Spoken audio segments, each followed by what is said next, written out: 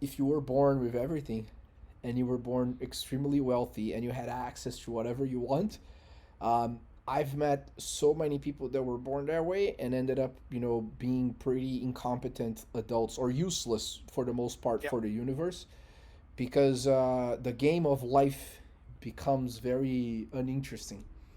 So to a degree, there's a burden into that because once you've crossed the chasm of like being on the top of the Maslow pyramid, which we both are, but we're not flying private or buying islands or something like that. Not even if we did that, I don't think that would make us happier or or more like it wouldn't change anything. But Yeah. there is a moment where you have to make a little bit of money, and then you're like, all right, now what games do I want to play? With who do I want to play these games? And what is truly important to me as a person, as a father, as a leader, right?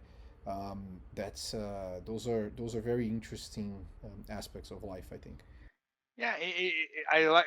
It's cool what you mentioned because it's almost like as a parent, and now that am a parent and I have kids, to have like two kids, it's you have to find this balance between obviously you want to care for them and give them stuff and but also how do you balance them earning like like stuff, right? How do you make them feel don't feel that they're just entitled or that you can just ask for things and things will happen.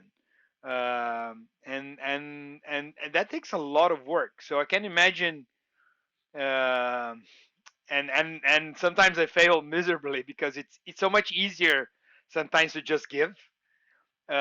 So it takes a lot of work to not just give because that's the is the easier way out. By Obviously, when you giving, you you say have just a money, when you have resources, material things, right? yeah, material things like when and then or overcompensate with material things when you don't have the time to give to them, and then you're just gonna give them a present. You try to give a better and better present. So I think that can be a recipe that wealthy people can fall into the trap where they try to compensate for not having the time for the kids or trying to do the easy way out and just thinking that they can buy their way out. um, Yeah, that's right. You cannot buy and love in life. Love, there's no price. no, So and then that's why like I've changed a lot of my a few of my habits even during the weekends and trying to dedicate more to the kids and staying with them because that's the thing that they care more about the most, more than any toy or anything, is the time that they spend with uh, playing with the parents and playing with me. And I don't know for how long because they say that it doesn't last long when they're going to be inviting you, like the parents to play. Maybe soon they'll be like, "Oh, come, go away, Dad, leave me alone with my friends." But I'm trying to make the most of the time that they still want me around and keep asking me to play with them every night or every weekend. And I have a good that kind of relationship with my dad, so I know that he played an important role. And my dad always made us feel that we have to earn something. So although you have this safety net, you know that you're not gonna like die of starvation or, but in your like if you want to go to a party, you're gonna have to earn that money, right? So I think my very first job was as a IT teacher when I was 14, something because I wanted to buy something, and then my father said like, "This is I give you food and shelter and this stuff and made like toys on your birthday, but like if you want something like beyond that, then you're gonna have to go and get it." So I've he gave me a course. I asked for a course on Corel Draw. You remember like the oh yeah. so and I loved it, and I also was a good with design. So I started to give away classes of Corel Draw for um, early digital agencies. They wanted to learn how to like get people drawing stuff, and that's how I started to make some money to buy things that I wanted or to go out and like so on. So I think that's the balance, right? So then you I think it's good to feel make your kids or first to feel safe because then you can be more creative. You can be take risk and want to learn and have the time to evolve, but not think that you get everything then just given to you, because then you so that's the balance. I think you have to be something in the middle. Yes, that's right. I think that there are moments. I am not a father yet. I will be one. One day, and I think I'm that sure. haven't had the privilege of having such a beautiful relationship that you've had with your father.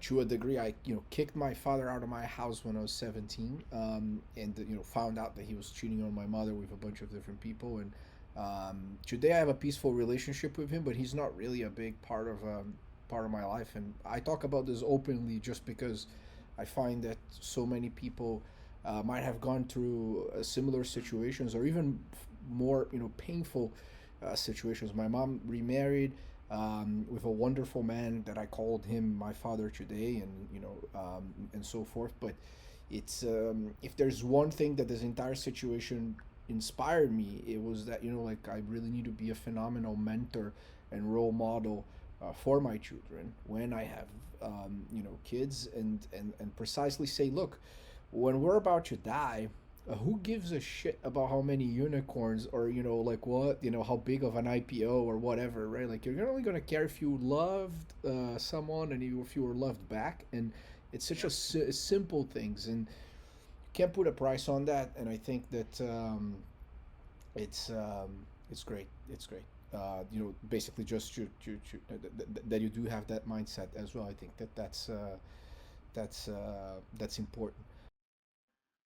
And you see, once you have kids, I there's nothing more powerful like your kid coming, giving you a hug and say, "Dad, I love you," and the way they look at you, it's one of the most rewarding things than you than I ever experienced, and it's the kind of love that is different from anything. It's different from a love you have for your wife, or even for your parents, because it's even more of an unconditional love. Obviously, when things work, right? When I think when there's a you put the time, and then, but I think it's really worth putting the time. What you get back, it's amazing. So and I'm sure you will we will talk about this. You will experience this soon enough.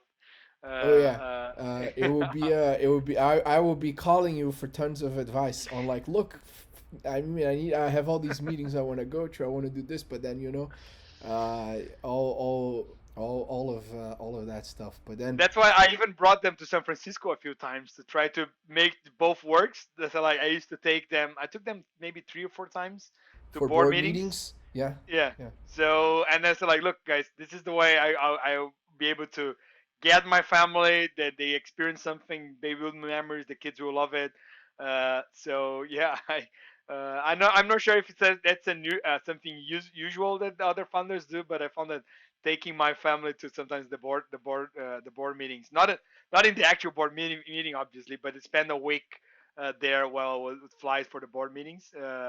They would then not resent my board meetings because they knew that they would get some time to go we went to Disney once, or to like some parks and travel. So they really appreciate loved board meetings. that's great. Well, it reminds me of something interesting that I love the authenticity. I think that that's also another aspect of, like, any inevitable thought. They're so different, but they are unapologetic and unafraid of being who they are, right? And then it's up to whoever is investing, in helping them, to accept them as people. It's so much more. That's how, like, the typical framework of, in my opinion, any long term relationship, right? And then and you want to start the bad stuff first, because I feel like as we grow older, people just get better and their qualities kind of shine. Um, uh, but one thing about this family, kids, and so forth, you met them when we were together in Florianopolis, and Yeah. for that lunch. So Elton and Emilia, the founders of Contentus, they're a couple. And then back when he had just finished 500 Startups and he was raising money in the Bay Area, he would take his daughter on his lap to meet with the VCs. Just take the baby to the to the fundraising meetings, and I was like, oh, how did that go? And then he said, oh, it was actually very interesting because I only want to raise money from the investors that were like super happy that I was bringing my daughter to the meetings, It was a and the ones test. that, yeah, it was a bit like it was. I didn't feel like it was going to be a test, but now, whoever thought that was kind of weird, I kind of don't want to take their money, and I was like, this is a interesting framework, so Because it's such a getting VC money. You become this a deep relationship, right? Like we discussed this the first time we've met in San Francisco for dinner, and it be you choosing someone that you're gonna have to spend a good portion of your life, and you're gonna have to work on so many things together, and sometimes disagree, and so having a minimum alignment on the values and how you perceive the world can make this whole relationship like work better, more efficiently. You might disagree maybe sometimes on the uh, on, uh, on maybe on a strategy or on a candidate, but if you disagree on values, on what you're both trying to get out of life and what is important, that is much harder to find common ground and work together. So that's why getting to know the VCs, and I think vice versa from VCs getting to know the founders uh, can be such a key component on making a relationship work. that's right.